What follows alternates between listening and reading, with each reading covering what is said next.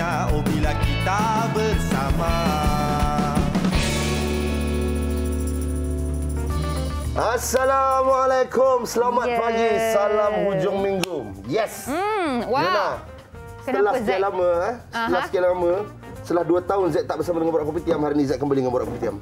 Setelah 2 tahun Zack tak bersama dengan Borak Kopi Tiam. 2 minggu seperti 2 tahun, Fiona. Kejut saya ingatkan Zack tak bangun lagi. Alright. So seperti biasa Zack berikan bersama dengan Fiona hari ini untuk Borak Kopi Tiam. Kita akan terus bersama-sama dengan anda. Apa yang kita ada hari ini, Fiona? Hari ini sangat-sangat menarik, tapi pertama sekali sebelum kita bagi tahu anda hari ini topik apa dia, Fiona nak sarankan kepada anda semua untuk saksikan kami juga di Facebook Borak Kopi Tiam. Sebab apa? Bagi anda yang dah biasa tengok tahulah, kita bersiaran secara langsung juga di Facebook Borak Kopi Tiam. Dekat situ anda boleh tinggalkan ucapan ataupun ada komen ataupun kejap lagi kita mungkin akan tanya soalan ke anda semua. Anda boleh jawab dekat ruangan komen yang ada dekat situ. Betul tu, Fiona. Macam-macam yang kita nak berkongsikan bersama dengan anda. Seperti biasa, tak sah kalau kita tak bagi manfaat kepada orang. Nak pula sekarang di bulan Ramadan. Guys, kita pun sudah berada di 10 malam yang terakhir. Apakah impian anda? Apakah misi anda untuk mengejar untuk race di hujung-hujung Ramadan ini? Komen seperti yang Fiona katakan tadi, komen di ruangan Facebook. Kita akan bacakan nanti ya. Ya, tapi sebelum itu macam Zack tadi cakap, kita nak berikan info kepada anda semua kan. Pertama sekali kita nak mulakan hari kita hari ini dengan info COVID yang terkini. Jadi seperti mana yang anda tahu, kini bacaan ataupun report kes baharu yang dicatat akan melaporkan 2 hari sebelumnya. Jadi 2 hari sebelumnya kita telah pun mendapat mencatat kes baharu sebanyak berapa tu? Tak silap saya, 5,899 kes baharu. Memang jatuh mendadak tapi masih lagi, orang kata macam kes masih lagi berleluasa. Jadi anda semua jangan sesekali leka kan, pakai pelitup muka sentiasa dan juga pastikan anda jaga penjarakan juga pada masa yang sama. Betul, cakap pasal penjarakan, cakap pasal SOP dan sebagainya. Kita tahu 2 tahun kita tidak pulang ke kampung untuk berayasakan. Tahun ini memang luar biasa. Betul. Okey, tapi tak apa, nanti kita korek lagi. Tapi sebelum itu kita nak kongsikan bersama dengan anda info cuaca untuk hari ini. Let's go. Okey, kita tengok dulu Kuala Lumpur diramalkan akan ada ribut petir. Itu ramalan cuacanya seterusnya. Shah Alam pun juga jangkaannya ribut petir. Selepas ke Shah Alam kita berangkat pula ke Ipoh. Ipoh pun juga ramalan cuacanya ribut petir. Selepas Ipoh kita pergi ke Georgetown, akan ada ribut petir juga. Dan kita tengok Alor Star sama juga akan ada ribut petir. Dan beralih pula pergi ke Arau, ribut petir juga. Kayaknya macam semuanya ribut petir. Lepas tu kita pergi ke Kota Baru. Alhamdulillah cerah. Lepas ke Kota Baru, Kuala Terengganu, Allah kembali ribut petir. Selepas Kuala Terengganu kita pergi ke Kuantan. Kita diramalkan cuacanya cerah. Johor Bahru ramalan cuacanya turut ribut petir. Selepas Johor Bahru kita ke Bandaraya Melaka. Alamak, Bandaraya Melaka ribut petir hari ini. Seremban ribut petir juga. Kemudian kita tengok di kawasan Kuching diramalkan cerah dan akhir sekali Kota Kinabalu diramalkan ribut petir juga. Betul. Ini adalah ramalan semata-mata, tuan dan puan, jangan risau. Kalau ada plan janganlah terus cancel plan. Nanti kan contoh suami isteri kan. Si suami tu dah plan dah. Kata nak keluar hari ni, kita pergi Kota Kinabalu nak hari ni. Apa abang ni tak tengok ke Borak Kopi Tiam tu? Hujan lebat tu ribut petir lah. Tak pasal-pasal tiba-tiba tak hujan, tak ribut petir, kita pula kena, Fiona. Tapi jangan macam tu. Jangan last minute tiba-tiba minta nak pergi Kota Kinabalu dan sebagainya. Tapi satu lagi nasihat Fiona nak sampaikan kepada anda semua. Sebab sekarang ni kita dalam fasa orang kata buat persiapan. Dalam fasa mencintai. Jangan mencintai. Betul lah, dalam fasa mencintai di hujung-hujung Ramadan. Tapi itu bukan yang Fiona nak sampaikan. Fiona bagi tahu kita tengah prep untuk persiapan raya dan sebagainya. Tahu ramai yang akan berkunjung ke sana sini untuk beli baju, beli kuih dan macam-macam. Ingat sentiasa jaga penjarakan. Banyak kali saya ulang, tapi ini sesuatu yang memang kita kena bagi tahu anda semualah. Betul. Jadi bila kita bagi tahu anda tentang persiapan raya dan sebagainya, tadi kita tak bagi tahu lagi apakah topik kita pada hari ini. Betul. Dan sebab itulah kita nak beritahu kepada anda. Alang-alang Fiona menyentuh, kata sekarang ni ramai orang pergi membeli, ramai orang pergi shopping dan sebagainya. Yelah 2 tahun tak dapat buat macam tu kan. Ni nak pesan, alang-alang kalau kita berkeluar pula. Kalau kita keluar, kemudian kita beli tu ini, kemudian kita nampak ada orang yang memerlukan dan sebagainya, apa kata kita hulur. Kena dengan topik kita hari ini, bersedekah. Tapi persoalannya Fiona, bersedekah ni untuk orang yang berduit sahaja ke? Sekejap. Topik kita hari ini pecutan Ramadan. Sabarlah, sedekah tu dalam pecutan Ramadan. Ya, betul. Sabarlah, baru nak pusing. kan? Kalau kita pergi Pahang, kita pergi Pahang pun ada 2 jalan tau. Satu LPT, satu kita 2 jalan dekat tu. Ramadan, jangan marah-marah. Sabar. Sebab apa? Nak marah, tapi kena sabar. Ustaz kan mesti tengah gelak. Sebab apa, Ustaz? Kita hari ni bukan berdua saja dekat set ni. Betul. Kita juga ada tetamu istimewa bersama dengan kita di atas talian. Jadi apa kata kita jemput tetamu kita yang pertama hari ini? Ustaz Jafri Abu Bakar, penceramah bebas yang cukup terkenal. Sekarang dia berada di Pekalan Batu, Melaka. Assalamualaikum Ustaz. Waalaikumsalam warahmatullahi wabarakatuh. Saya baru tengok muka Ustaz keluar dekat Instagram X tadi. Alright, Ustaz, apa khabar Ustaz? Sihat Ustaz? Puasa. Alhamdulillah. Selamat kita duduk 10 akhir Ramadan ni, memang nak kena tumpu sikit ibadat. Tu kan. InsyaAllah. Baik Ustaz. Macam mana Ustaz, kita bercakap kena dengan kita punya kita punya topik pada pagi ini, iaitu pencutan Ramadan. Kita nak tanya Ustaz, mungkin Ustaz boleh kongsikan sedikit bagaimanakah konsep sedekah dalam Islam? Sebab tadi Zat ada katakan, adakah sedekah ni untuk orang yang berduit saja Ustaz? Masya Allah, sedekah ni, sallallahu alaihi wasallam Muhammad. Alhamdulillah. Pertamanya kita ucap terima kasih kepada semua sahabat-sahabat yang mengikuti borak Kopitiam kita pada pagi ini, insya-Allah. Allah sebut tentang kelebihan-kelebihan sedekah. Di antaranya Allah SWT, Nabi SAW bila masuk saja bulan Ramadan, apa yang Nabi SAW buat? Nabi SAW banyak sedekah dia. Bahkan seperti angin yang kencang. Angin kencang ni maksud yang pertamanya, dia cepat laju. Yang keduanya, dia tak kira siapa, dia kena semua orang. Yang kaya, yang miskin, yang tua, yang muda, semua mendapat manfaat daripada sedekah. Allah sebut dalam Quran, surah Hadid ayat ke-18, sallallahu alaihi Muhammad, ataupun surah Al-Baqarah ayat 271, in tubdu sadaqati fa ni'mahi wa in tukhfuha wa tu'tuha al-fuqara'a fa huwa khairul lakum wa yukaffir ankum min sayyi'atikum wallahu bima ta'maluna khabir. Kalau kamu zahirkan sedekah-sedekah itu secara terang, maka itu adalah baik untuk kamu. Dan kalau kamu sembunyikan sedekah-sedekah itu serta kamu berikan kepada orang fakir miskin, maka itu adalah baik untuk kamu.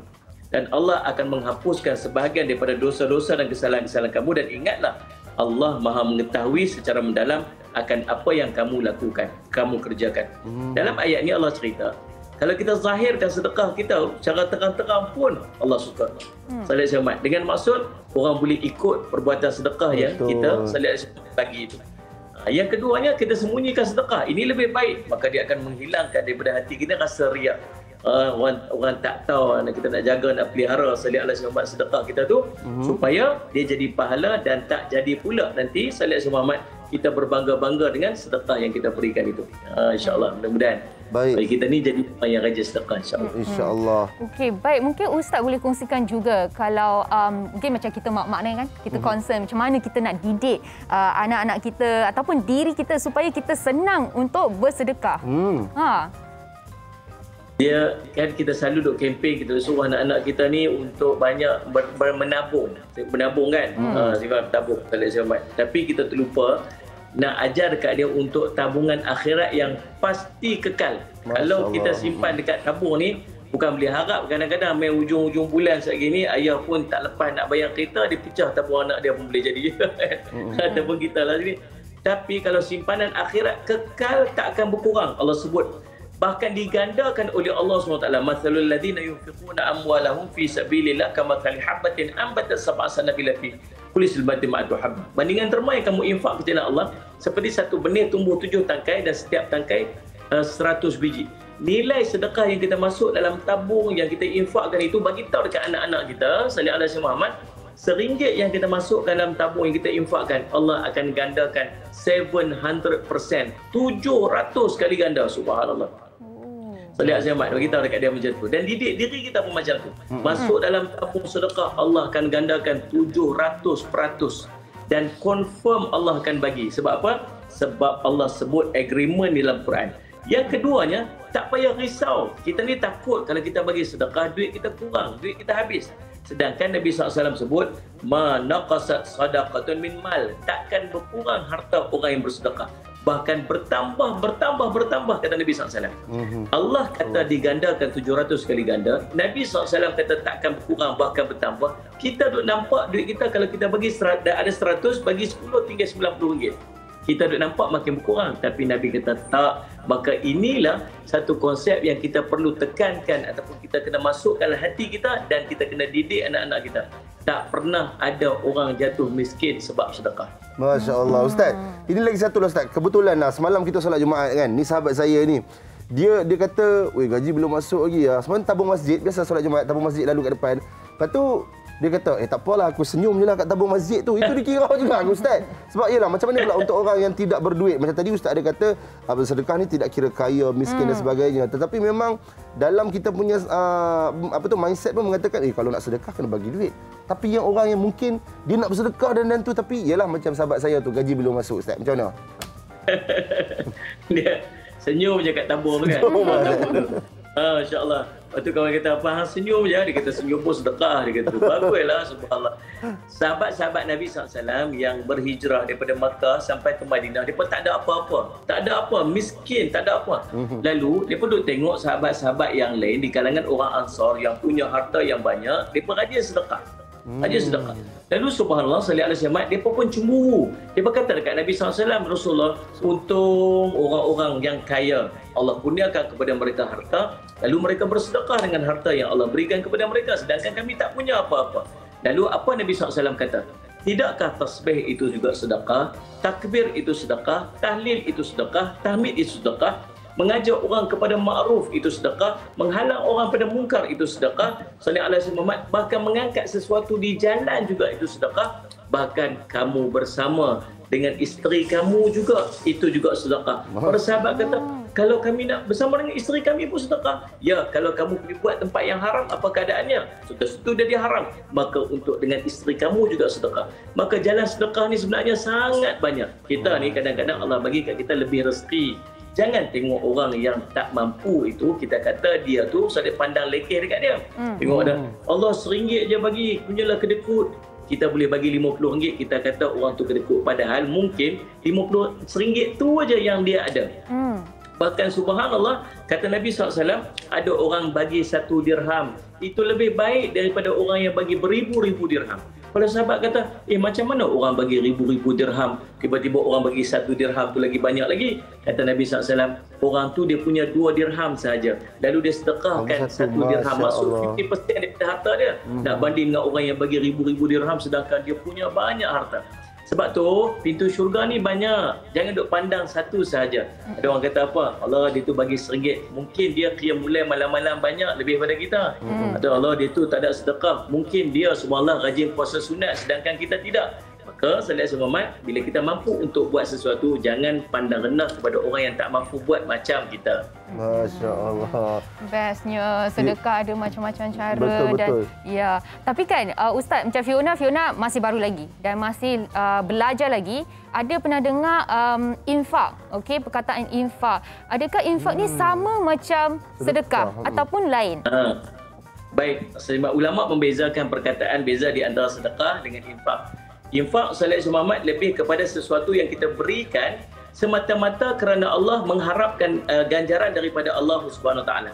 Adapun sedekah dia lebih kepada sallallahu Muhammad, ada satu yang disebut sedekah yang wajib, iaitu sedekah yang disebut sebagai sallallahu Muhammad Allahumma salli Muhammad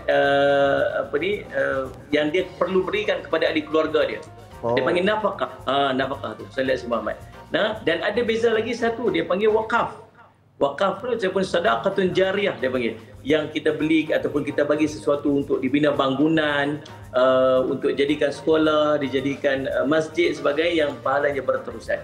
Tetapi ketiga-tiganya sama ada infak ataupun sedekah ataupun wakaf, ketiga-tiganya mesti diniatkan kerana Allah Subhanahu Taala baru ada ganjaran dia.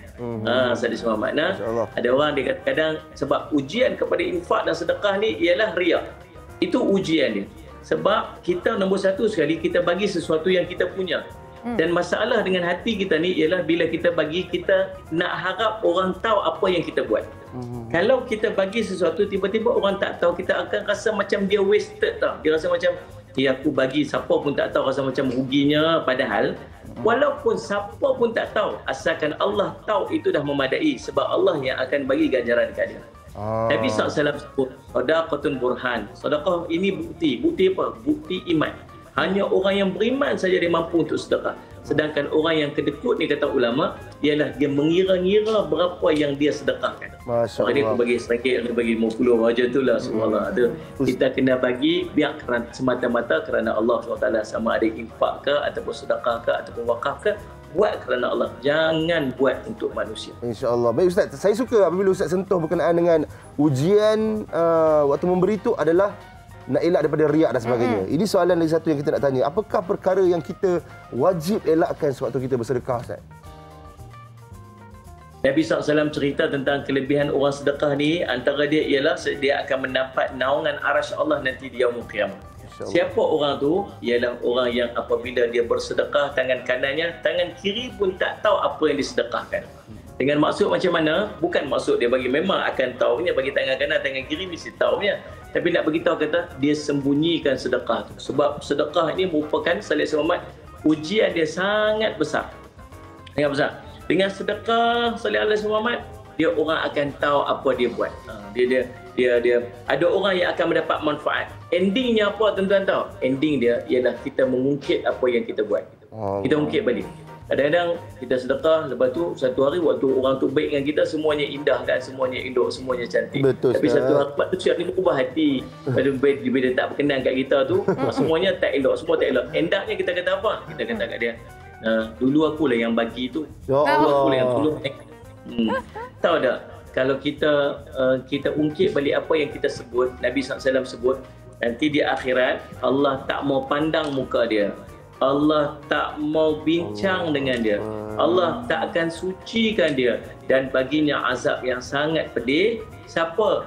Antaranya ialah orang yang mengungkit-ungkit pemberian dia. Sebab tu balik pada awal tadi saya sebut apa? Kalau kita nak buat sedekah, nak tolong orang, nak bagi apa saja, infak dan sebagainya, buat kerana Allah, jangan buat sebab manusia. Kalau kita buat sebab manusia, satu hari kita akan pasti kecewa sebab bukan selamanya manusia sentiasa sukakan kita.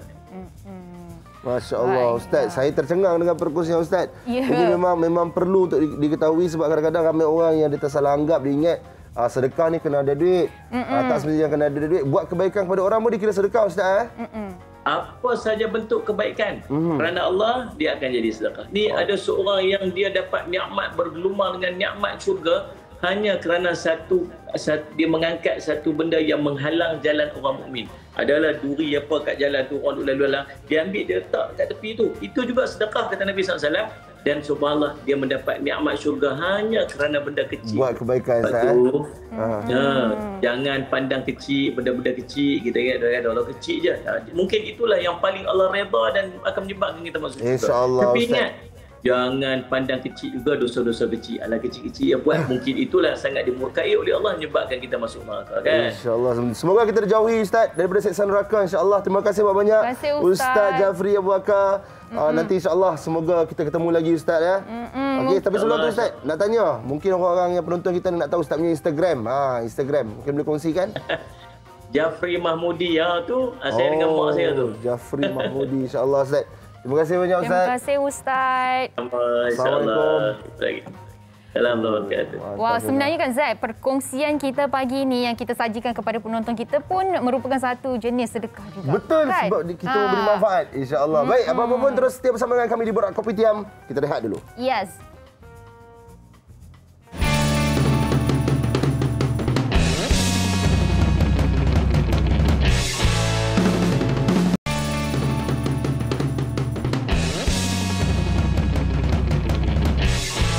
Yes, bertemu kembali di Borak Kopitiam dan saya pastikan Zack, Ya. ramai yang dalam saat-saat pecutan Ramadan ni kan, Pecutan Ramadan, ya. semua tengah macam orang cakap apa, kejar kan, masing-masing kejar, masing-masing nak juga orang kata macam buat sesuatu yang bermakna. Betul. Sangat-sangat bermakna. Sebab itu dengan hari ini kita punya topik pecutan Ramadan. Tadi kita berbincangkan tentang sedekah dan kali ini 10 malam terakhir bersama Kejar Lailatul Qadar. Bersama dengan kita ada Ustaz Muhammad Jazlan Abdullah. Selamat datang, Ustaz. Alhamdulillah. Daripada Johor ke? Tak, daripada Kuala Lumpur. Daripada Kuala Lumpur. Alhamdulillah. Sebanyak. Baik, tadi Usna pula. Siapa Usna? Tadi Fiona. Ada ke Ustaz? Sorry. Tadi Fiona dia nak tanya soalan. Silakan. Nah, sebenarnya Ustaz, tadi macam Fiona ada ceritakan juga yang Fiona masih lagi baru, masih lagi belajar, banyak benda yang tak tahu. Betul. Tapi macam kita sering kali dengar Lailatul Qadar ni, apakah yang penting dan apakah makna Lailatul Qadar ni? Baik, bismillahirrahmanirrahim. Assalamualaikum warahmatullahi wabarakatuh. Muslim-muslimat sedang menonton dan sekalian, Fiona dan Zaid. Ya. Bila sebut tentang Lailatul Qadar ni, kita kena tahu beberapa perkara. Pertama, Lailatul Qadar ni satu malam yang Allah beri pada bulan Ramadan pada setiap tahun. Satu je malam dalam setahun itu pun berada dalam bulan Ramadan. Itu yang kita kena tahu satu. Dan sebenarnya Allah sembunyikan malam tersebut. Allah sembunyikan malam tersebut, kita tak tahu daripada mula Ramadan sampai 30 Ramadan. Kita tak tahu. Okey. Dan seterusnya juga kita kena memburu tu kerana apa? Kerana kita nak dapat satu perkara yang paling hebat. Apakah perkara hebat dalam malam Lailatul Qadar itu? Yang pertama, Allah sebut inna anzalnahu fi lailatul qadr. Pada malam tersebut rupanya hebatnya diturunkan Al-Quran. Jadi hebat tu sebab apa? Diturunkan Al-Quran. Satu. Dan yang kedua, kalau kita tengok apakah hebat Lailatul Qadar, iaitu apa? Lailatul Qadr khairun min alfi syahr. Malam Qadar itu iaitu lebih baik daripada 1000 bulan. Siapa melakukan amalan walaupun sedikit, maka digandakan dengan 1000 bulan. Bersamaan 83 tahun 4 bulan macam tu. Walaupun kita bagi hanya secangkir air, secawan air untuk orang minum, itu amalan yang mana amalan tersebut tu digandakan sebanyak 1000 bulan. Apatah lagi kalau kita solat, kita baca Al-Quran dan sebagainya. Okey. Dan yang ketiga disebut juga inna anzalna fi lailatul mubarak, bahawa sesungguhnya malam itu disebut malam yang mubarak, iaitu apa? Malam yang diberkati. Apakah yang dikatakan diberkati? Dalam bahasa Arab al-mubarak itu iaitu apa? Ziyadatul khair, ditambah kebaikan. Kita dalam bulan Ramadan kita baik. Malam bulan Ramadan kita baik. Tapi dengan kebaikan tu Allah tambah kebaikan. Tambah lagi. Itu yang nikmat dia tu. Okey. Dan seterusnya juga iaitu apa? Yang paling besar Nabi SAW sebut dalam satu hadis Imam Bukhari, Nabi sebut man qama lailatul qadri imanan wa ihtisaban ghufira lahu ma taqaddama min dzambi. Sesiapa yang membangunkan, ini yang membangunkan, yang beramal, membangunkan dengan amalan-amalan yang soleh pada malam itu Qadar itu dengan iman, dia beriman kepada Allah dan Rasulnya, dan dia tak kufur kepada Allah, wahtisaban, dan mengharap kebaikan, mengharap pahala daripada Allah Ta'ala. Ghufira lahu ma taqaddama min dzambi. Allah ampunkan segala dosa yang telah lalu. Allahu akbar. Allah, semua dosa. Semua dosa. Kita ni banyak dosa. Saya banyak dosa. Tapi dengan malam inilah kita cari. Malam-malam ini kita kejar. Mudah-mudahan dengan itu Allah ampunkan segala dosa-dosa kita. Amin, insya-Allah. Macam tu. Okay? Ustaz, bila disebut macam tu lah, yelah. Siapa tak nak dosa-dosa lalu dihapuskan, Ustaz? Ya. Ada orang tanya spesifik soalan. Bila Lailatul Qadar ni? Baik. Bila Lailatul Qadar? Baik, kalau kita lihat satu hadis daripada Imam Bukhari dan daripada Aisyah radhiyallahu anha, dan yang bermaksud Nabi SAW menyebut carilah Lailatul Qadar itu pada 10 malam yang akhir. Itu Nabi pernah sebut. 10 malam yang akhir ni kita dah mula dah sekarang ni kan, 10 malam yang akhir. Dan begitu juga dalam hadis yang lain juga Nabi SAW menyebut daripada Aisyah juga, carilah malam-malam yang ganjil pada malam-malam terakhir bulan Ramadan. Mana malam terakhir itu 21, malam 23, malam 25, 27, 29 kan. Jadi malam yang ganjil. Nisbah saya, kita sebagai orang beriman, kita beramal lah daripada malam yang pertama sampai hingga malam yang ke-30. InsyaAllah kita akan dapat. Ini dia terjawab lah, sebab ada orang kata, Zack, malam kat Malaysia dengan malam kat England lain. So better macam tu lah. Betul, maknanya kita beramal lah. Maknanya sekurang-kurangnya kita carilah pada 10 malam akhir. Sekurang-kurangnya kita cari pada malam yang ganjil. Tapi yang terbaik yang diajarkan kepada kita daripada mula beramal pada awal Ramadan sampailah pada malam hari raya. Confirm kita akan dapat. Begitu ya. Baik. Baiklah. Tapi kita nak tahu juga macam sebab kita nak dapatkan contoh-contoh kan juga bagi penonton kita yang ada kat rumah, macam mungkin Ustaz boleh kongsikan apakah antara persiapan Rasulullah yang dilakukan ataupun dipraktiskan pada malam-malam Baik. Kalau kita tengok dalam hadis Nabi SAW yang diriwayatkan Imam Bukhari, maka kita tengok dalam maksud hadis itu ada 3 benda Nabi buat. Khususnya kalau kita lihat pada malam daripada Aisyah radhiyallahu anha, Aisyah ni isteri Nabi SAW, dan lihat apa yang Nabi lakukan. Nabi melakukan 3 perkara pada malam-malam itu Qadar. Yang pertama apa? Nabi SAW mengikat kainnya. Apa yang dikatakan mengikat kainnya? Maknanya dia meninggalkan ia bersama isterinya. Maknanya malam tu dia beribadah. Yang kedua apa? Dia membangunkan ibadat. Maknanya dia membangunkan ibadat dengan amalan-amalan lah. Dan yang ketiga, ia mengejut qaza ahlu, iaitu dia mengejut iaitu saudara ahli keluarganya untuk sama-sama beribadah. 3 benda. So kalau kita buat 3 tu, niat tu dapat lagi pahala sunnah. Dapat sunnah lah. Maknanya kalau kita bukan hanya kita bangun malam, tapi kita kejutkan anak isteri kita untuk sama-sama beribadat, baca Quran ke solat apa malam pun, maka waktu tu insya-Allah kita sebenarnya telah membangunkan malam Lailatul Qadar itu sendiri. Ustaz, malam Lailatul Qadar bila Ustaz sebut tadi kan ialah buat amal baca Quran semua. Ada tak amalan yang tertentu yang khusus untuk malam Lailatul Qadar ni, Ustaz? Baik, kalau kita lihat Imam Asy-Syafi'i telah menukilkan yang dikatakan amal Lailatul Qadar ni bagaimana yang kita lakukan. Pertama, sekurang-kurangnya kita solat Isyak berjamaah dan solat subuh berjamaah. Maka sekurang-kurangnya at least sekurang-kurangnya kita solat Isyak berjamaah, solat subuh berjamaah. Jadi makna itu kita dah kira membangunkan malam Lailatul Qadar. Faham tak maksud dia? Akan hebatkan sekurang-kurangnya lah. Maknanya kita dapat bangun malam, apatah lagi kita diislamkan dengan solat-solat tarawih. Betul. Lepas tu solat sunat witir dan sebagainya.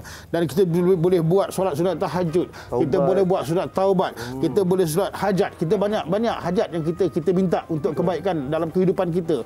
1 tahun akan datang dan berterusan. Maka di situlah kita munajat kepada Allah Taala. Maknanya bukan amalan yang kita tengok, rupanya sekurang-kurangnya kita bangun untuk solat Isyak berjamaah dan solat subuh. Boleh sulami dengan solat sunat tarawih kita ada, solat tahajud, solat witir, solat hajat dan sebagainya. Dan begitu juga zikrullah. Apa zikrullah? Iaitu berzikir, menyebut nama Allah. Fiona, kalau ni kita sebut nama Allah yang 99 Asmaul Husna tu. Sebut ya Allah, ya Allah, ya Allah, ya Rahman, ya Rahman, ya Rahim, ya Rahim, ya Qudus, ya Qudus, ya Salam, ya Salam. Maka kita sebut. InsyaAllah kalau Nabi Allah sebut dalam Quran kan, siapa yang menyebut nama Allah, maka Allah, sebutlah kamu dengan nama Allah, Allah akan beri kebaikan. Macam tu. Maknanya kita sebutlah nama Allah yang 99. Bukan itu saja, dengan berzikir saja, maka kita ke muhasabah diri. Muhasabah diri pada malam tersebut, iaitu apa? Kita tengok diri kita, renung diri kita. Berapa banyak dosa yang telah kita lakukan. Maka dengan sendirilah kita minta ampun dengan beristighfar kepada Allah pada malam tersebut. Dan akhirnya, ingat, jangan lupa juga, iaitu apa? Berdoa. Apakah amalan berdoa itu? Maka kita lihat disebut oleh Aisyah radhiyallahu anha, Nabi SAW telah menyebut, Allahumma innaka afun karim tuhibbul afwa fa'fu anni. Allahumma innaka afun tuhibbul afwa fa'fu anni. Kalau ramai-ramai, Allahumma innaka afun tuhibbul afwa fa'fu anna wa an walidina wa an jami'il muslimina wal muslimat wal mu'minina wal mu'minat al ahya'i minhum wal amwat. Itu biasa imam bacalah. Tapi sekurang-kurangnya kita baca Allahumma inna aku afu, Allahumma innaka afun tuhibbul afwa fa'fu anni, yang bermaksud, ya Allah, ya Tuhan kami, Engkau maaf dan mencintai orang yang minta maaf dan ampunkan dosaku, ya Allah. Maknanya kita minta, Allah tu memang Maha Pengampun, amat pengampun. Jadi pada malam tersebut kita minta ampun dah kepada Allah Taala. Ustaz, saya sukalah sebab alang-alang kita bersedekah kan. Ustaz, boleh tak kita sama-sama dengan penonton kita baca doa ni, Ustaz? Ustaz boleh tak, Ustaz? Bismillahirrahmanirrahim. Allahumma innaka afun tuhibbul afwa fa'fu anni. Maka kita bacalah doa ni, ya Allah Tuhanku, sesungguhnya Engkau Maha Pengampun dan amat suka akan keampunan, maka berikanlah keampunan kepadaku. Ini kita minta ampun kepada Allah di atas segala dosa yang kita telah lakukan. Jangan kita pandang ringan dosa yang kita lakukan ni, rupanya dia akan mencalarkan kehidupan kita. Ustaz, terima kasih Ustaz di atas perkongsian Ustaz. Mungkin secara ringkas Ustaz boleh bagi tahu kepada penonton Ustaz punya Instagram apa sebagainya. Silakan. Saya Instagram tak adalah, tapi carilah Muhammad Jazlan bin Abdullah. Itulah dia sebenarnya. Yang kecil, Jazlan 7667. Itu anak saya yang paling kecil. Sekarang baru cukup 3 tahun. Saya nak 3 je di selah. Alhamdulillah. Terima kasih Ustaz di atas InsyaAllah. perkongsian saya. Baik. Okey, tapi sekarang ni kita nak kongsi dengan penonton-penonton juga. Kita ada apa, Fiona? Kita ada satu video menarik mengenai dengan masjid-masjid yang unik dan juga cantik di Malaysia. Anda semua tahu tak masjid-masjid mana? Tak tahu? Jom sama-sama kita saksikan. Alhamdulillah. Terima kasih banyak, Ustaz. Ramadan sudah hampir melabuhkan tirainya. Apa kata anda luangkan masa beribadah di masjid tercantik di seluruh Malaysia? Ini antaranya. Masjid Putrajaya. Masjid Putra juga dikenali sebagai Masjid Merah Jambu. Dengan keunikan reka bentuk dan gabungan corak tradisional Melayu dan Timur Tengah serta warna yang menarik pandangan ramai, ia telah menjadi mercu tanda terkenal di Putrajaya. Masjid Wilayah Persekutuan Kuala Lumpur. Terletak di Jalan Duta, masjid ini mempunyai rekaan yang berkonsepkan masjid dalam taman. Reka bentuk dan hiasan Masjid Wilayah Persekutuan ini diinspirasikan daripada masjid-masjid zaman Uthmaniyah di Turki. Masjid Sultan Salahuddin Abdul Aziz Shah Alam, Selangor. Masjid terbesar di Malaysia yang terletak di Shah Alam Selangor ini telah menjadi ikon bagi negara kita. Masjid ini mempunyai menara kedua tertinggi di dunia dan menduduki tempat kedua masjid terbesar di Asia Tenggara selepas Masjid Istiqlal di Jakarta, Indonesia. Masjid Muhammadi Kota Baru Kelantan, masjid yang dinamakan sempena Sultan Muhammad keempat, ini juga dikenali sebagai masjid besar dalam kalangan rakyat Kelantan. Masjid ini dibina pada tahun 1867. Reka bentuk masjid yang klasik dan megah menjadi simbolik kepada negeri Kelantan sebagai pusat penyebaran agama Islam yang juga dikenali sebagai Serambi Mekah. Masjid Kristal Kuala Terengganu, Terengganu bukan sahaja popular dalam kalangan rakyat Malaysia tetapi juga dikenali di peringkat antarabangsa kerana masjid ini menduduki tempat ketiga masjid tercantik di dunia. Diperbuat daripada kaca, besi dan kristal, masjid ini memang menakjubkan dengan lokasinya juga yang terletak di Taman Tamadun Islam Terengganu. Masjid Negeri Sultan Abu Bakar, Johor Bahru, Johor. Masjid ini dinamakan sempena almarhum Sultan Abu Bakar dan Ibrahim yang memerintah negeri Johor pada tahun 1892. Reka bentuk dan keluasan masjid ini seperti istana. Apa yang menarik, masjid ini berbentuk bujur sangkar dan mempunyai 4 buah anjung dan menara kubah. Masjid Kampung Hulu Melaka. Walaupun masjid di Melaka ini telah dibina berkurang lamanya, tetapi keunikannya terletak pada reka bentuk bangunan ini. Dibina oleh seorang Cina Muslim yang bernama Arom ataupun Harun, ramai yang tidak menyangka bangunan ini adalah sebuah masjid. Masjid Husein Seremban II, Negeri Sembilan. Masjid yang siap dibina pada tahun 2012 ini masih kelihatan baru dengan luarannya yang serba putih. Seni bina yang begitu sederhana bercirikan seni bina Islam Turki. Jadi, ini adalah antara masjid yang tercantik di Malaysia. Okey, itu dia. Jangan kan, Ha. Zack, dulu mungkin kita tak tahu, kita ingatkan masjid yang cantik-cantik ada dekat luar negara. Sebenarnya salah ya, dekat dalam negara, dekat Malaysia pun ada masjid-masjid yang sangat cantik. Sebab itulah kena juga dengan kita ni, kita punya tajuk kali ini pula untuk segmen kali ini, jom imarah masjid. Jadi kalau nak bicara tentang masjid kan, bukan Zack lah. Zack Sudah tukang tentu pergi. bukan Fiona juga. Zack tukang pergi, tapi ni kita terus ajak.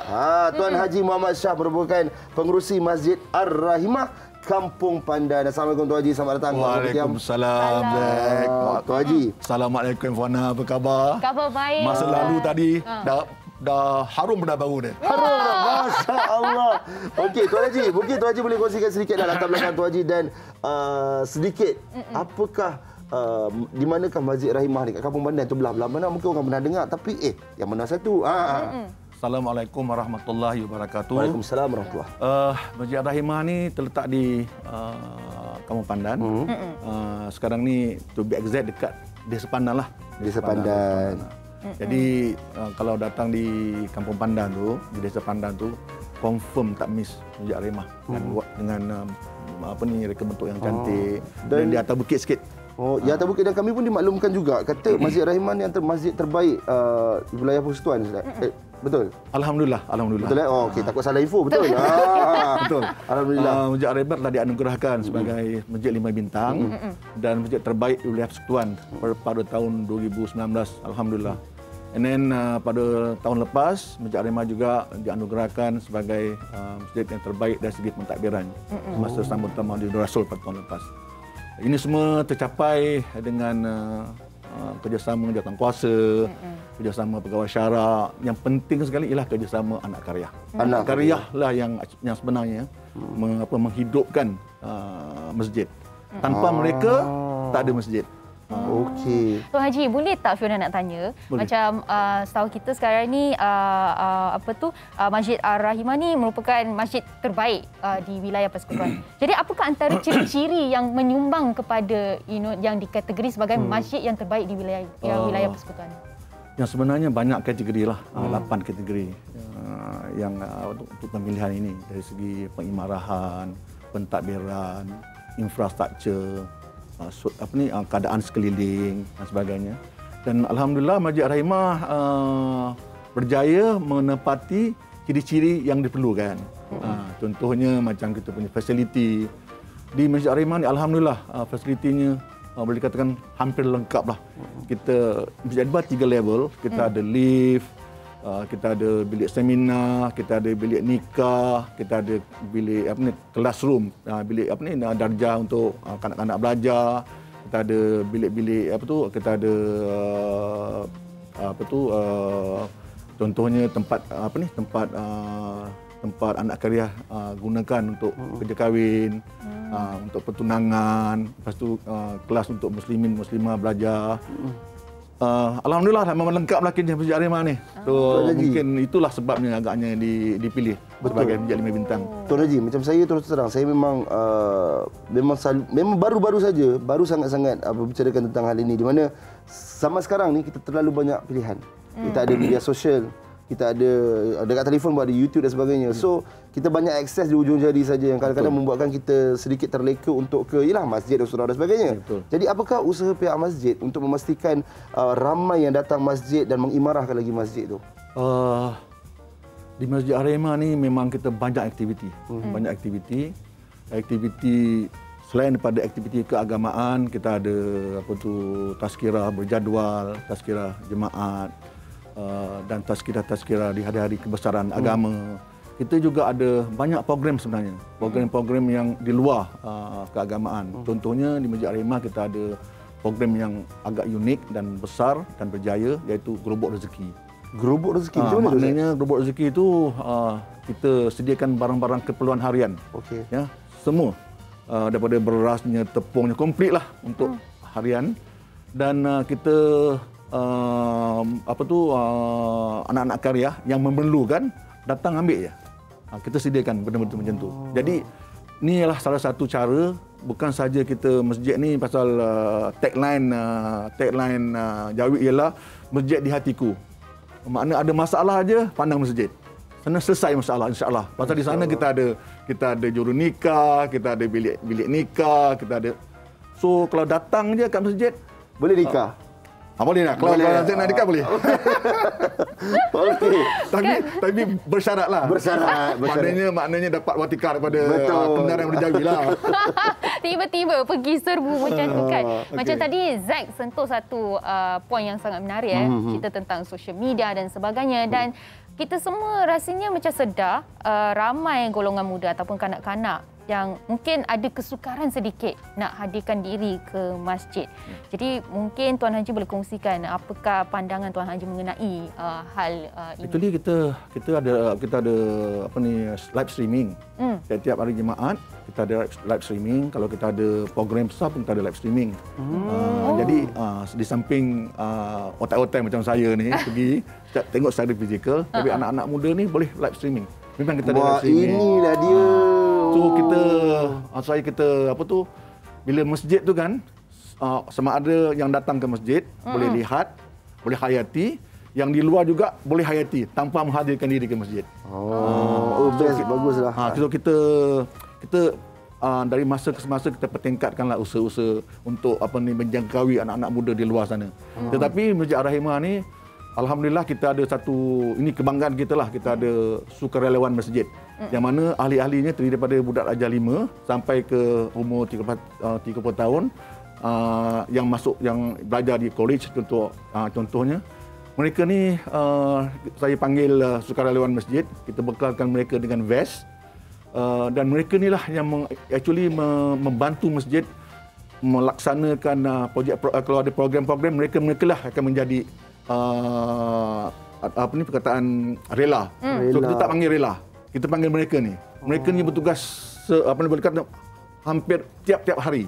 Jadi kita sediakan pihak masjid sediakan bilik untuk diorang untuk berehat dan sebagainya, dan kita bagi sedikit imbuhan. Dan pada saya inilah asasnya kita nak mendidik budak-budak ni datang menghampirkan diri. Apabila mereka ada kat masjid, bila azan confirm dia akan turun semayang. Betul lah, tak ada buat apa lagi kan. Itu semua daripada itulah salah satu cara kita menghampirikan anak-anak muda ni. Baik. Yang keduanya kita ni memberi children friendly. Kalau kanak-kanak datang, kita tak pernah marah, tak pernah lah. datang. Itulah sepatutnya Tuan Haji kan. Tuan Haji, tadi ialah sebelum waktu rehat tadi pun kita ada berborak sedikit di mana Tuan Haji mengatakan Tuan Haji dah bersama dengan Masjid Ar-Rahimah ni hampir 20 tahun. Betul. Dan menjadi pengerusi dah 5 tahun. Betul. Jadi sepanjang 20 tahun ni mungkin Tuan Haji boleh kongsikan sedikit apakah pembaharuan dan penambahbaikan yang Tuan Haji nampak dalam setiap masjid-masjid yang berada di Kuala Lumpur khususnya. Actually pada saya yang penting sekali ialah sikap komitmen. Komitmen pengurusi dan jawatankuasa, ketua imam dan pegawai syarak, komitmen mereka terhadap tugas mereka. Macam saya di Masjid Ar-Rahimah, kita draw the line yang ketua imam dan nakib buat urusan agama dan saya ni buat pentadbiran dan lain-lain. Jadi alhamdulillah Tuhan izinkan saya menghabarkan diri ke rumah Allah ini secara full time. Maknanya saya selepas bersara di Telekom, selepas saya menjawat jawatan guru besar syarikat telekomunikasi, saya berhenti. 2 tahun lepas saya tumpukan sepenuh masa ke masjid. So saya pergi masjid pukul 10 pagi, balik pukul 6 petang, Sabtu ke Minggu ke holiday ke untuk merancang. So bila kita boleh rancang macam-macam program kita boleh laksanakan. Dan alhamdulillah dengan perancangan-perancangan dibantu oleh sahabat-sahabat saya jawatankuasa, pegawai syarak, anak-anak karya. Alhamdulillah semua apa yang dirancang dapat dilaksanakan. Actually contohnya di bulan Ramadan ni. Actually selepas PKP ni ramai di luar sana yang menyumbang satu, yang keduanya nak mengadakan program. Contohnya pada hari ini 23 bulan ni program Nur Ramadan.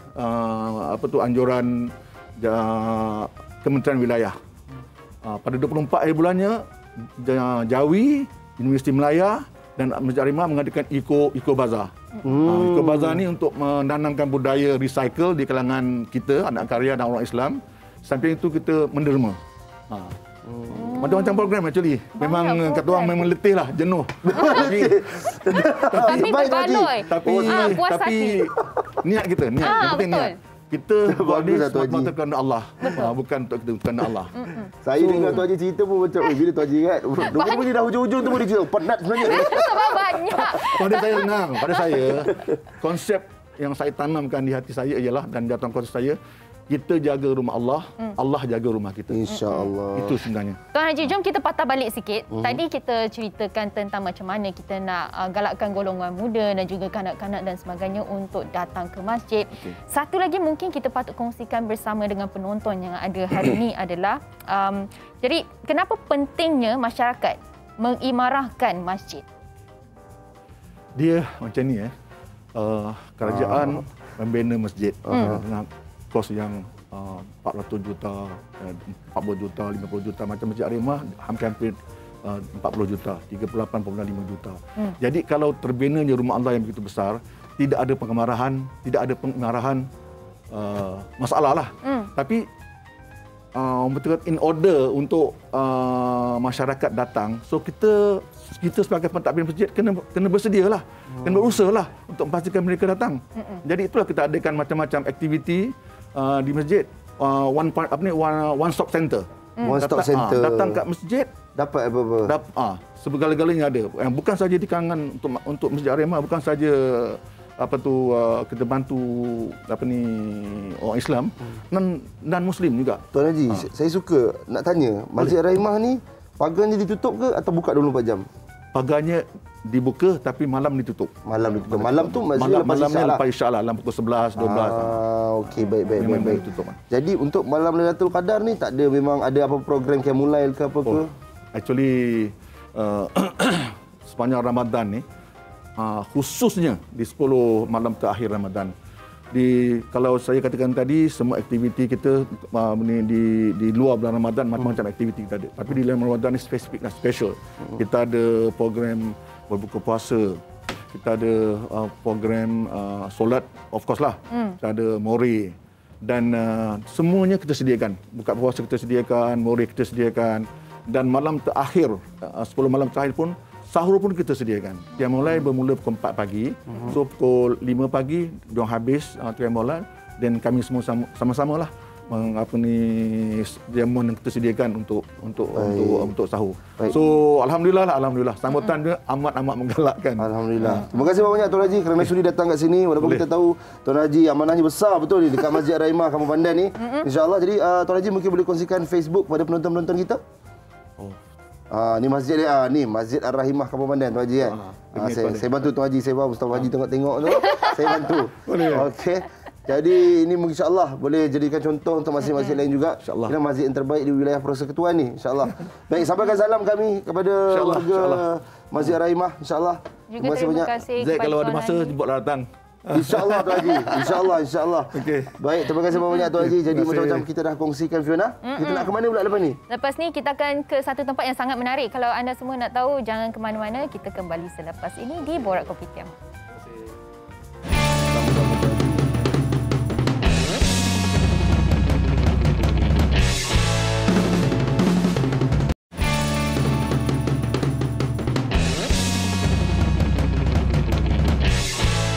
Baik, apabila kita kata 10 malam terakhir, elok kalau kita ingatkan saudara-mara kita, kawan-kawan kita, tanya mereka, dah keluar zakat ke belum? Bicarakan tentang hal zakat ini bersama dengan saya. Hari ini kita ada Cik Muhammad Sabri, Ketua Pegawai Eksekutif Lembaga Zakat Selangor. Selamat datang Tuan. Terima kasih. Assalamualaikum. Baik, waalaikumsalam warahmatullahi. Baik Tuan, macam ni. Kita tinggal 2 minggu lagi untuk sambut Aidilfitri. 10 malam terakhir ni, setakat ni macam mana Tuan melihat kesedaran orang ramai untuk menunaikan tanggungjawab mereka iaitu zakat ni? Jika kita lihat kesedaran penunaian tanggungjawab zakat ni, kita dapat lihat daripada beberapa sudut. Yang pertama sekali, jika kita lihat jumlah zakat ini dibayar mengikut tahun, setiap tahun meningkat. Daripada tahun 2019 jumlah 857 juta, 2020 jumlah 913 juta dan tahun lepas berjumlah 993 juta. Jadi walaupun kita dalam keadaan pandemik dan sebagainya dan tahun lepas banjir besar di Selangor, penunai ataupun pengeluar zakat ni, mereka mengeluarkan zakat mereka dengan komitmen yang sangat tinggi. Mereka terus mengeluarkan zakat bagi mereka yang mampu untuk nyantuni mereka yang memerlukan. Walaupun dalam situasi 2 tahun lepas yang kurang stable, ya, mereka tetap melakukan tanggungjawab berzakat. Dan jika kita lihat daripada zakat harta, zakat fitrah meningkat saban tahun, di mana jika kita lihat kesedaran zakat fitrah juga, kita dapat lihat kesedaran mereka untuk menunaikan tanggungjawab fitrah ni mengikut beras yang dimakan. Kita ada harga RM7, RM14, RM21 mengikut beras makan. Kalau macam Z makan beras basmati, kena bayar RM21. InsyaAllah Tuan, insyaAllah. Baik Tuan, itu kita memang dah tahu dah rasanya, especially kita dekat Malaysia ni, bulan Ramadan kalau kita pergi kat shopping mall ke, kita pergi dekat bazar ke apa, ada kadang-kadang memang ada sebab zakat tu kan. Contoh kan. Tapi ada orang yang macam mereka masih tak selesa lagi untuk keluar dalam keadaan sekarang dan sebagainya. Mungkin ada alternatif lain sebab kita nak tahu agihan zakat ni tak dapat direalisasikan jika tiada yang tampil untuk mengeluarkan zakat. Jadi apakah kaedah atau saluran yang disediakan bagi memastikan tidak ada langsung umat Islam yang tertinggal dalam menunaikan zakat ni? Terima kasih. Pertama sekali, of course lah, keadaan tradisi kan. Datang cawangan, bayar nak jumpa amil. Dulu boleh salam, sekarang tak boleh salam. Tapi sekarang kaedah yang paling mudah, tak perlu ke mana-mana. Kalau tak sempat datang ke cawangan pun tak apa.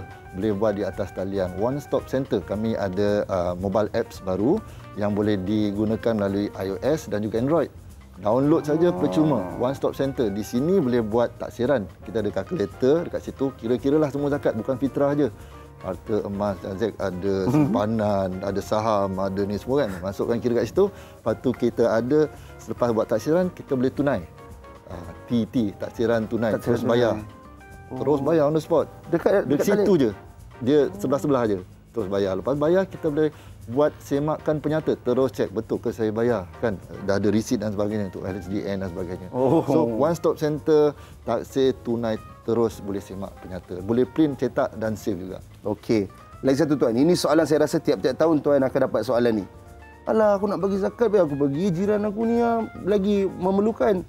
So ni Tuan, kenapa perlu bersama dengan Lembaga Zakat Selangor? Banyak sebab sebenarnya. Ya. Jika kita bagi kepada jiran dan semua bagi kepada jiran, yang tak ada jiran tu mungkin tak dapat sumbangan zakat. Jawapan paling betul. Dan antara yang penting sekali di negeri Selangor, kami ada buat kajian pada tahun 2017. Bukan kami yang buat, kami buat dengan Pusat Actuarial Science, UITM.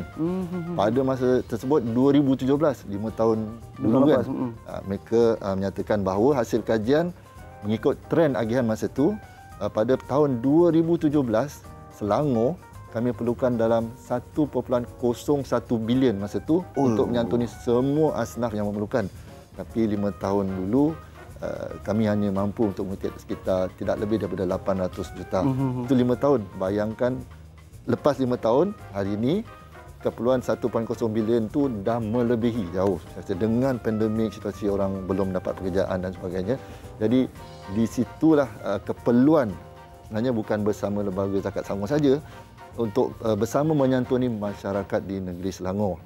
Keperluan ini memang sangat memerlukan, walaupun kita lihat kutipan seperti saya maklumkan tadi kan, meningkat saban tahun tapi masih belum cukup dengan populasi yang ada. Okey, jadi apakah saranan pihak Lembaga Zakat Selangor kepada pengeluar zakat terutama di Selangor dan ialah tambah-tambah dengan bulan Ramadan ni? Betul. Pertama sekali kami ingin menyeru, menjemput dan memohon untuk semua pengeluar-pengeluar zakat untuk menunaikan tanggungjawab zakat ini dengan kadar segera. Sekarang kalau boleh melalui apps, tapi boleh tunggu selepas 9.30 habis dulu Borak Kopitiam, terus masuk InsyaAllah. Dan bayar terus. Apps Lembaga Zakat Selangor? Yes, Zakat Selangor. Download percuma, semua ada taksir, tunai dan semak penyata. Boleh terus tunaikan, jangan tunggu minggu depan. Sebab minggu depan kita boleh berikan tumpuan untuk persiapan nak balik kampung, persiapan nak selesaikan kerja di pejabat. Jadi kalau kita tunaikan lepas 9.30, terus pukul 10 kita tak perlu nak risau dah bayar fitrah untuk mak, anak dan sebagainya. Kita boleh terus buat kerja lain. InsyaAllah. Terima kasih banyak Tuan Sabirin. Jangan lupa jom sama-sama ke zakatselangor.com.my. Baik, terima kasih banyak Tuan Muhammad Sabirin. Baik, Di, kita nak tahu kepada anda sempena bulan puasa ni kan, apakah soalan yang sering ditanya waktu bulan puasa? Apa dia? Betul. Berbuka mana hari ni? Ni kita nak tunjuk kepada anda sedikit video. Berbuka di mana? Untuk segmen buka puasa dekat mana kali ini, Fiona dijemput oleh Serena Brasserie yang terletak dekat dalam Intercontinental Kuala Lumpur Hotel. Kenapa Fiona teruja sangat, excited sangat? Sebab apa? Dengar cerita menu-menu yang ada dekat dalam ni banyak dan juga menarik dan juga dekat dengan kita. Nak tahu lebih lanjut? Jom ikut Fiona. Let's go! Nampak? Dah roll up sleeve dah. Sebab apa? Fiona nak bagi tahu. Jangan ingatkan dekat sini hanya menyajikan makanan-makanan tradisional sahaja. Kalau anda rasa macam anda ni peminat makanan laut ataupun makanan Jepun, nampak tak ada banyak sangat choices.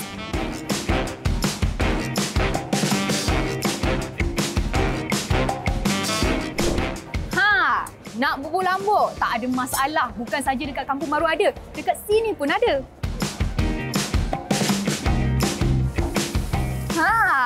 Dekat sini sangat special. Jom kita tengok. Okey, sekarang ni Fiona berada dekat stesen ikan bakar Chef Aiman. Resepi yang diwarisi dan dituruni oleh dengan cerita nenek beliau. Mesti menarik, mesti sedap kan? Macam thank you. Benar tak dengar orang masak pasta pakai kawak? Tak pernah kan? Ini yang menariknya. Ini adalah stesen pasta goreng kawak cucu bonda oleh Chef Sabri. Bau dia. Buka puasa ni tak sah kalau tak ada kambing golek. Tapi yang ni bukan kambing golek yang biasa-biasa. Yang ini adalah kambing golek 7 keturunan. Kenapa 7 keturunan? Sebab ada 7 keturunan yang diwarisi dengan resepi menarik ni. Nak satulah. Nasi kukus Balkis ni special sikit sebab kita hidangkan dengan rendang. Iaitu rendang yang termasak menggunakan resepi-resepi daripada chef-chef yang pernah bekerja dekat sini. Dari segi nasi kukus ni kita akan hidang dengan nasi biryani, nasi minyak, juga kari kita akan menggunakan ikan yang berlainan. Kita ada baramudi, kepala ikan merah. Jemputlah datang ke Intercontinental di Serena Brasserie untuk menikmati buffet Ramadan warisan kita. Buffet kali ni saya tengok meriah lah dengan pelbagai makanan yang dibagikan, dan saya juga surprise lah tengok keadaan sekarang kan, ramai orang datang untuk berbuka pada hari ini. In term of pilihan makanan sangat baik bagi pandangan saya, dan lepas 2 tahun tak dapat makan buka di hotel, dan kali ini ada satu peluang yang baik lah. Meet expectation of course. Bila sampai kat sini dah sebelum datang tu kita dah Google dulu lah, tengok macam mana produk ataupun makanan yang disediakan.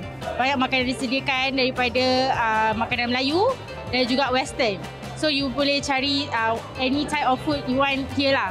Kalau kat sini saya boleh cakap dia punya makanan Melayu very nice. Saya try the rendang. The rendang very macam rendang tok dia very sedap lah. Macam memang nenek-nenek kita buat lah. Very nice. They serve a lot of food. Banyak makanan, banyak jenis daripada bakar. And then I think for the price that I pay, it's really worth it lah. Macam menarik bukan? Selesai sudah pun kita berbuka di Intercontinental Kuala Lumpur. Memang sangat menarik menu-menu dia. Lain daripada yang lain, dekat dengan hati kita. Jadi anda semua yang memang rindukan masakan warisan kampung semua, boleh datang ke sini untuk orang kata macam merasai masakan mereka. Okey, sekarang ni dah kenyang, apa lagi? Kita baliklah rehat. Jumpa lagi.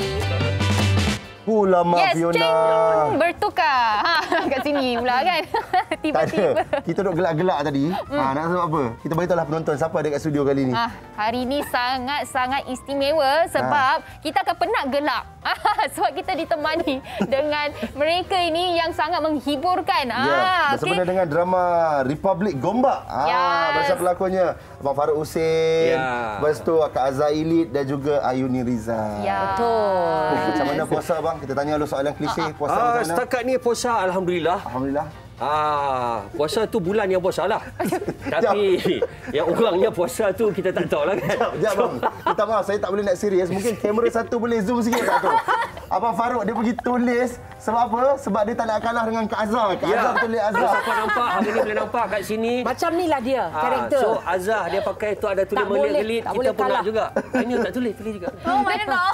Dia tak boleh lawan mami. Tak boleh lawan. Set masa penggambaran pun macam ni juga. Dia sebenarnya lebih daripada macam ni. Lagi huru-hara. Lagi huru-hara. Okey, itu kita nak tahu tu. Itu kita nak tahu. Mungkin Abang Farouk boleh ceritakan sedikit watak abang dalam drama ni. Okey, watak dalam Republic Gombak ni. Okey, abang punya watak nama dia Din Serai. Berasal daripada Din Serai. Okey, jangan gelap, bukan Din Lengkuas Din Serai. Okey, ada depa kata Din Sengkuang, bukan. Ni Din Serai. Okey, ingat tu kan Din Serai. So watak dia ni suami kepada Syah Google. Itu apa ni Amiza Aznan. Okey, lagi seorang pelakon yang Tintong. Okey. And then dia ni ada 3 orang anak. Lepas tu dia berasal dari utara, kahwin dengan Syah Google ni lah. Okey, duduk kat Gombak orang lama. So dia ni kira macam ekstremis made in Gombak. Made in Gombak? Memang excited bila tengok ada poster. First time tengok adalah daripada poster Republic Gombak kan. Cuk, ini memang cerita orang Z memang dibesarkan di Gombak. Jadi nak tanya bang, Din Serai ni kena dengan Farouk Husin ke lain sikit? Apa karakter dia? Karakter dia lebih kurang apa? Okey. Karakter Din Serai ni kan kalau nak ikutkan sama macam karakter abang lah. Dia bagi kebebasan lah. Cakap utara, lepas tu director apa ni Rusdi Ramli pun dia bagi kebebasan. Okey, bang, yang ni abang punya karakter. Okey, macam mana betul, jangan paksa-paksa diri, jadilah macam mana diri abang, cuma karakter nama dia Din Serai. Cakap pun utara, sebab tu cerita ni jahanam. Oh yo. Bukan jahanam macam mana? Huru-hara on the set. On the set memang huru-hara ni tambah ni ada lagi. Acong lagi. Acong Suicel. Habis.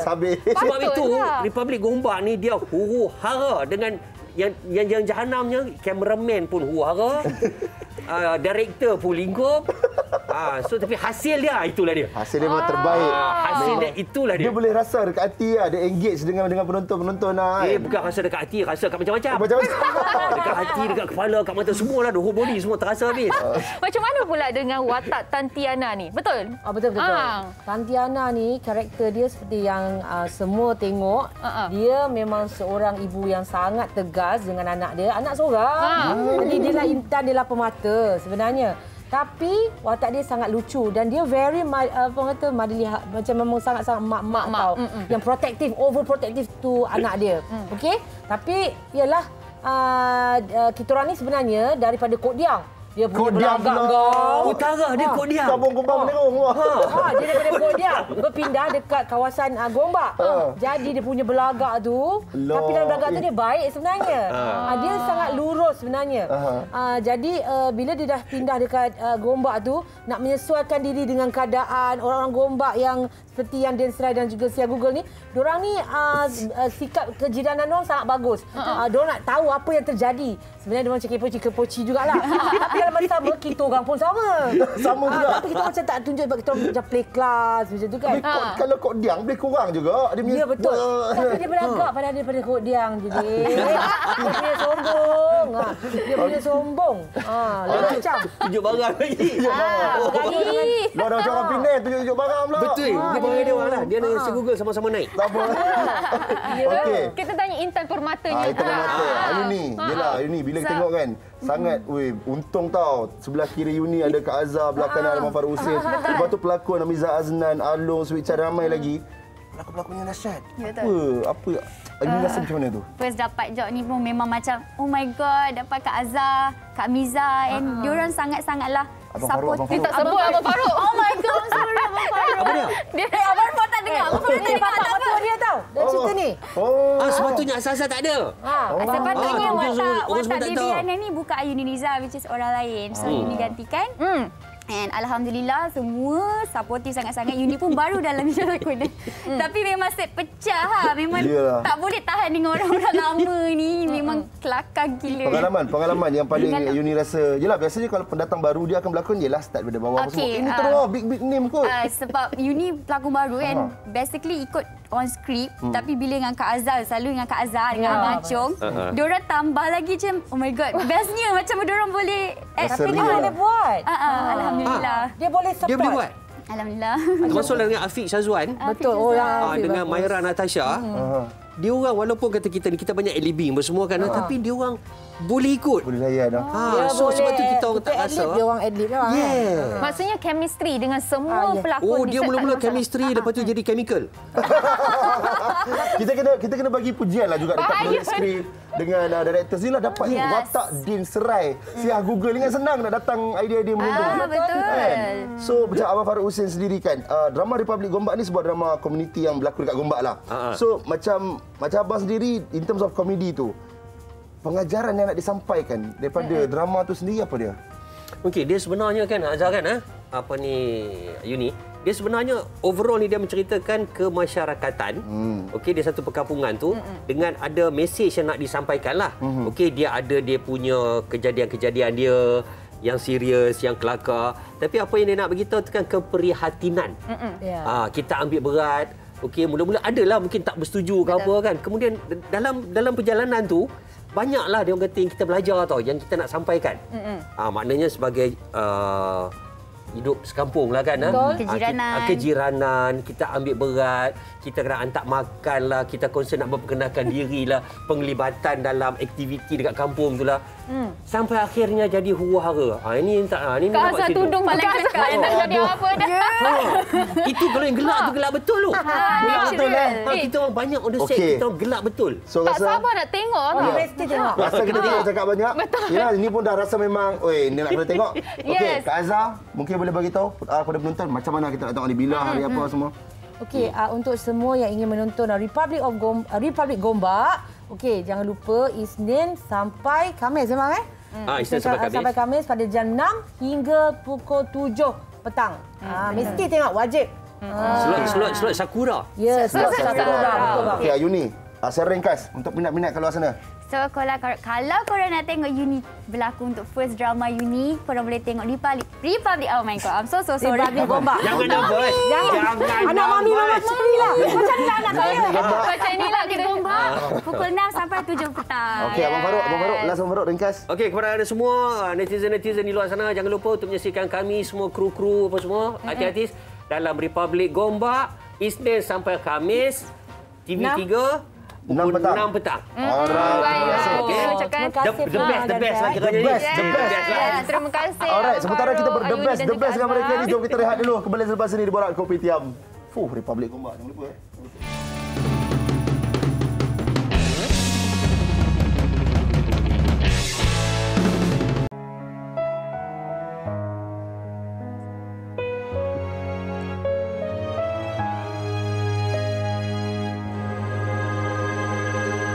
sesali segala yang berlaku. Azamku kembali taat padamu, sujud padamu aku tunduk, merayu mengharapkan keampunanmu. Manusia tak terlepas dari dosa, melampaui batas jiwa ternoda. Hentikan silapku sekian lama, ya Allah, ku bertaubat. Ajal semakin dekat, usia semakin singkat, bimbang nanti tidak berkesempatan. Tuhan, aku takut entah bila akan menjemput. Moga sempat untuk ku bertaubat. Tuhan, ampunkanlah segala dosa-dosa menggunung. Sucikanlah hati untuk kembali. Tubna ya Allah, rajana ya Allah. Tubna ya Allah, rajana ya Allah. Tubna ya Allah.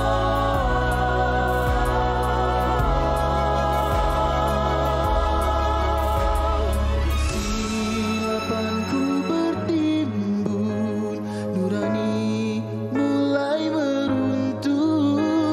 Adakah dosaku akan terampun?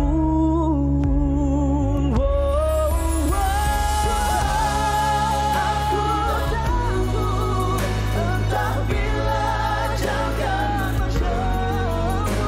Moga sempat untuk ku bertaubat.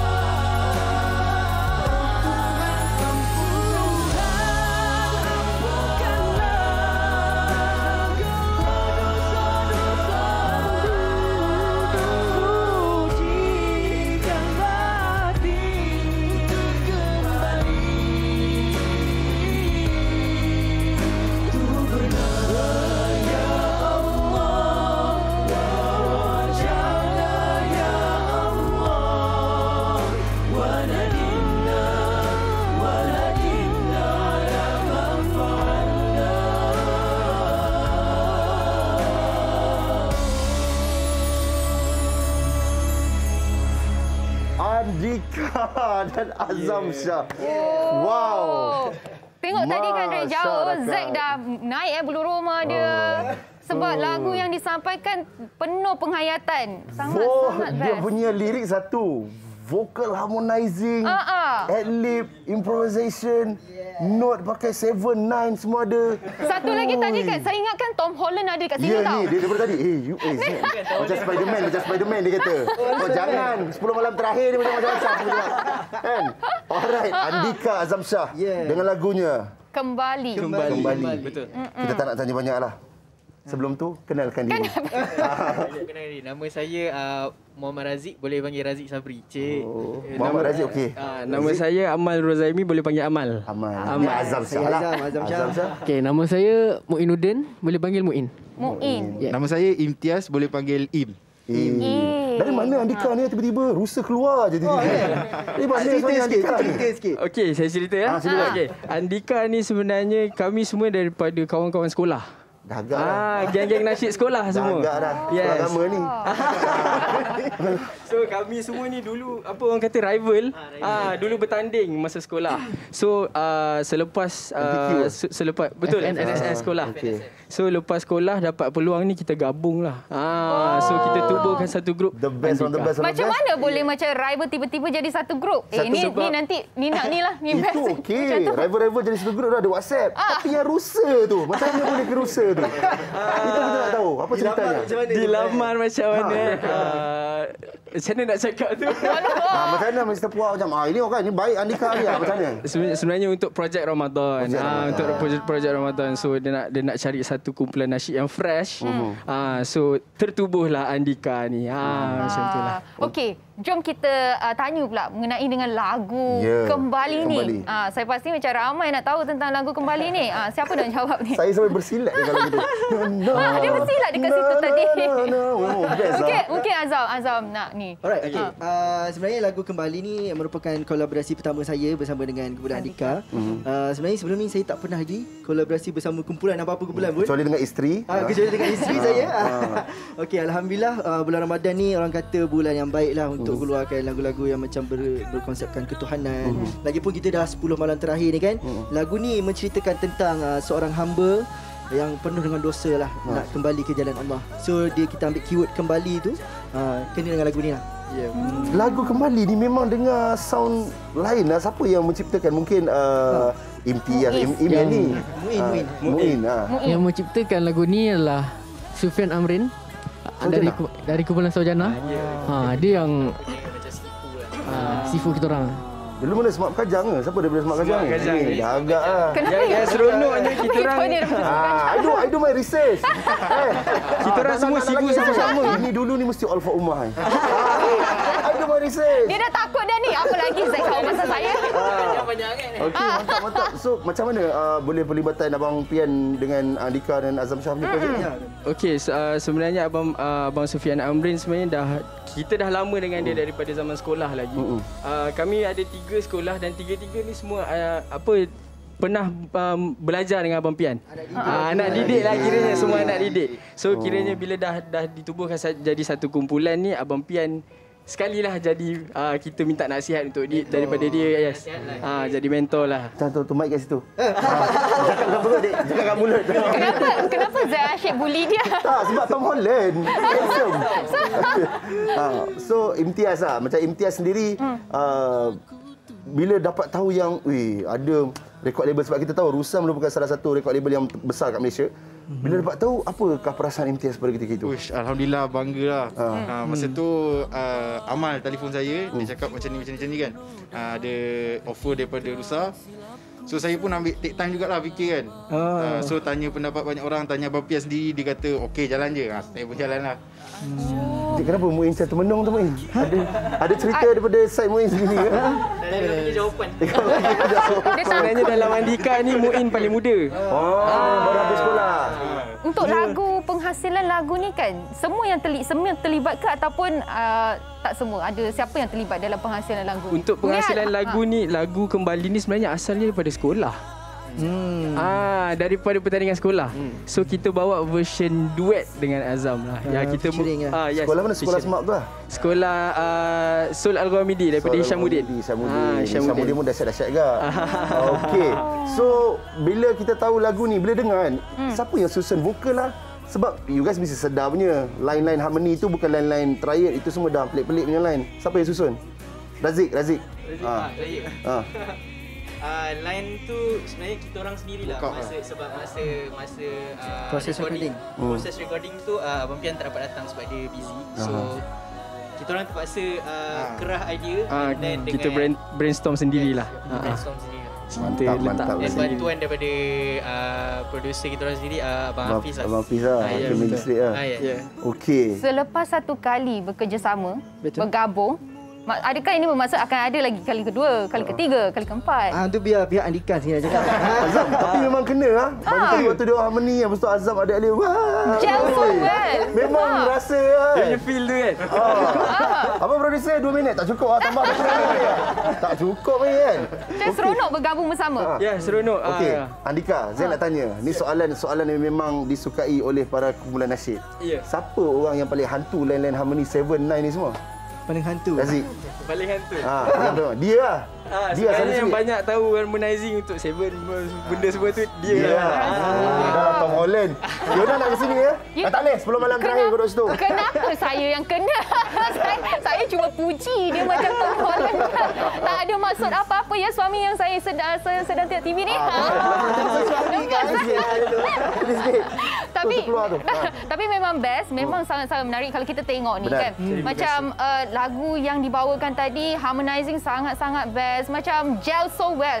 Pada mula-mula digabungkan sekali, memang dah gel macam ni ke ataupun take time, ambil masa dia untuk sebenarnya take time juga. Setiap every kumpulan dia ada proses dia kan. So kita pun sebab masing-masing daripada sekolah lain-lain, kumpulan yang lain-lain. So bila bergabung ni take time lah, tapi mungkin tak lama manalah. Sebab semua dah mungkin dah biasa. Macam Azam sendiri kan, bila memang sebelum ni tak kenal Andika ni? Tak kenal. Sebenarnya cerita dia macam ni, proses recording dia. Before this saya ada penggambaran dekat Johor Bahru. Jadi jadual saya agak padat masa tu. Hanya ada 1 hari je untuk orang kata recording bersama dia orang ni. Dan 1 hari tu semua bagi full commitment, turun bantu saya. Yang kita buat settle dalam 1 hari je. 1 hari, alhamdulillah 1 hari. 1 hari je. Andika, kalau tinggi nak ada orang gemuk yang tua-tua sikit. Roger adalah sikit bakat tu kan. Pernahlah juga join nasyid lu kan. Dia suka cari job tau di samping-samping. Itulah dia, dalam silaturahim ada rezeki tau. Okey, apa. Janganlah marah, kenapa bulan Ramadan ni suka marah-marah. Tadi kita dah cakap tentang lagu kembali. Tapi kita tak sentuh lagi tentang muzik videonya. Proses muzik videonya macam mana pembikinannya? Untuk proses muzik video, muzik video kita buat simple-simple je sebenarnya. Dan satu keunikan dalam muzik video tu kita letakkan tulisan Jawi. So itu mungkin satu speciality lah untuk muzik video tu. Kira rusa punya simple lah ni. Yes. Semenjak studio dah makin besar ni. Yes. Memang beginilah. Okey, jadi Fiona ada apa lagi soalan? Pandai Haziq pula Zek. Haziq. Mentang-mentang panggil macam ni kau bagi aku Haziq Fiona. Tapi kalau kita tengok kan sangat menarik. Tak pernah lagi saya tengok kalau lagu nasyid ada tulisan Jawi. Mungkin Fiona tak banyak tengok lah. Tapi ini antara yang keunikan yang Fiona boleh nampak. Macam tadi tak jawab lagi soalan Fiona tadi tanya. Ini kali pertama anda bergabung. Orang dekat Rusa ada belakang kamera Adakah ada kali kedua, kali ketiga? Macam mana tu? Okey, kalau ikut perancangan insya-Allah ada, tapi kita tak tahulah macam mana lepas ni. InsyaAllah ada. Kemungkinan ada, kemungkinan tak ada. Kita pun tak tahu nak cakap macam mana lagi. InsyaAllah ada lah. Azam sesuai ya Azam. Betul kan? Sesuai. Nampaklah. Alhamdulillah. Nanti boleh lakut jadi macam Azam and Andika terus. Tapi Andika tolonglah Andika. Saya nak pesan sikit lah. Tolonglah stay. Janganlah 1-2 lagu lepas tu pecah, tolonglah. Tiba-tiba Imtiaz nak buat solo apa semua. Tak jadi, kau keluar solo tak jadi. Tak apa, Zack. Buat solo boleh juga, tapi yang penting kembali ke bersama juga. Kembali ke sini. Bawa diri betul-betul lagu ni, insya-Allah boleh pergi, insya-Allah. Baik, terima kasih banyak. Andika mungkin boleh kongsikan anda punya social media kepada penonton-penonton yang tengok. Okey, boleh follow IG dan TikTok Andika. Username andika.officialmusic. Tapi kalau tengok posting yang last tu nampak macam cikgu warden dengan asrama. Dia macam ada YB je tengah. Macam warden kan. Betul kan? Betul. Macam warden kan. Okey, macam biasalah. Boleh follow TikTok IG Azam juga, Azam_Shah. Terima kasih banyak-banyak kepada Andika dan juga Azam. Terima kasih banyak. Okey, kita nak ke mana depan ni? Ke mana? Kita akan kembali ke rumah. Kita ucapkan terima kasih kepada Andika dan juga Azam dan juga tetamu kita pada hari ini yang datang untuk menceriakan set kita. Betul. Terima kasih banyak. 10 malam terakhir terus pecut Ramadan ini. Jadikan 10 malam terakhir ini satu peluang untuk kita melipat kali gandakan kita punya amalan. InsyaAllah, minta maaf salah dan silap. Saya Zack American. Dan saya Fiona. Kami tinggalkan anda dengan lagu Seikhlas Hati daripada SOG dan juga Sheila Hamzah. Assalamualaikum. Bye-bye. Salam hujung minggu. Oh, tak ada.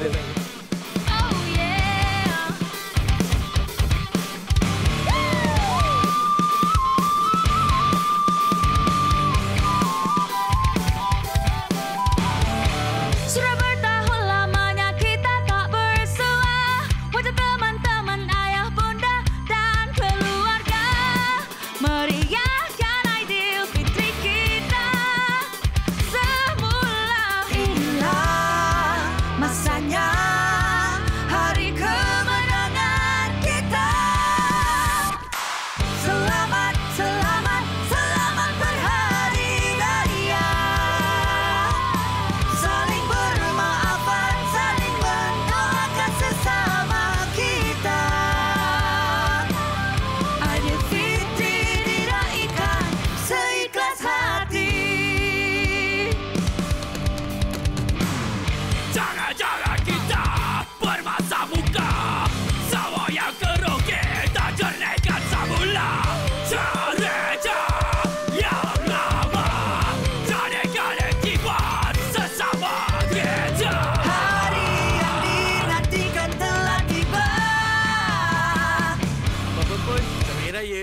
Selamat, selamat